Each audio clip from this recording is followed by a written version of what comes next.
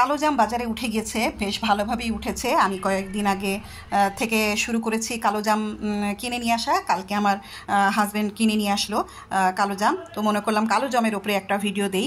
আসসালামু আলাইকুম, সবাই কেমন আছেন? আমরা সবাই কালো জাম খাই, কিন্তু কালো জাম সম্বন্ধে অনেক গুণাগুণ আছে যেগুলো নাকি আমরা জানি না। তো আসুন আমরা কালো জামের কী উপকারিতা আছে এবং কী অপকারিতা আছে সেটা আমরা জানার চেষ্টা করি। তো এই যে দেখতে পাচ্ছেন কালো জাম, এটাকে আমরা বাংলায় কালো জাম বলি, আর এটা হচ্ছে ইংরেজিতে বলা হয় ব্ল্যাকবেরি।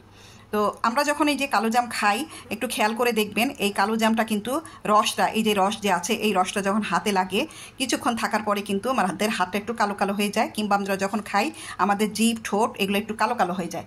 এটা কারণ আছে, এটার মধ্যে প্রচুর পরিমাণে আয়রন আছে, আয়রন সমৃদ্ধ খাবার। এটার মধ্যে শুধু আয়রন না, পটাশিয়াম আছে, ক্যালসিয়াম আছে, ভিটামিন সি আছে, লৌহ আছে, অনেক কিছু আছে। এবং এটা মিষ্টি সেরকম মিষ্টি না, একটু কষকষ ভাব থাকে, এই কারণে অনেকে পছন্দ করে না। তো এই কালো জামটা দেখা যায় কি অনেকে লবণ মরিচ দিয়ে মাখিয়ে খেতে পছন্দ করে, কিন্তু এটা বেশি ভালো হচ্ছে এমনি খাওয়াই ভালো, শরীরের জন্য উপকারী। আর এই কালো জামের ভিতরে কিন্তু আছে একটা সুন্দর একটা লম্বা আকৃতির বীজ, এই বীজটাও কিন্তু অনেক উপকারে আসে। তো শরীরে হাড় ক্ষয়ের জন্য কিন্তু কালো জাম অনেক উপকারী। এটা আমি একটা খেয়ে নিলাম, এটা কিন্তু অনেক মিষ্টি কালো জামটা, রক্ত পরিষ্কার রাখে আর কি। অ্যান্টিঅক্সিডেন্ট সমৃদ্ধ খাবার এবং ডায়াবেটিস নিয়ন্ত্রণ করে। তো যারা ডায়াবেটিসের রোগী আছে, থাইরয়েডের রোগী আছে, তাদের জন্য কিন্তু এটা কালো জাম অনেক উপকারী।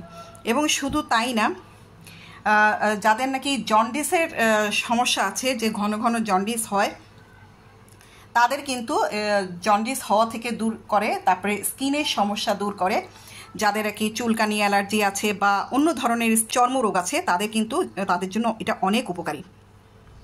তো আমরা সবাই কিন্তু এই কালো জাম থেকে অনেক উপকারকে পেতে পারি। এটা আসলে বলে শেষ করা যাবে না, অনেক উপকার আছে। মানব দেহে কিন্তু অনেক ধরনের রোগ আছে এখানে। তো প্রচুর পরিমাণে অ্যান্টিঅক্সিডেন্ট থাকার কারণে সাথে ফাইট করে। এর বীজ থেকেও কিন্তু অনেক ধরনের কবিরাজি ওষুধ, তারপরে মানে আয়ুর্বেদিক যে ওষুধগুলো আছে সেগুলো তৈরি হয়। তো মানব দেহের যে হাড় ক্ষয় আছে সেটাও রোধ করে।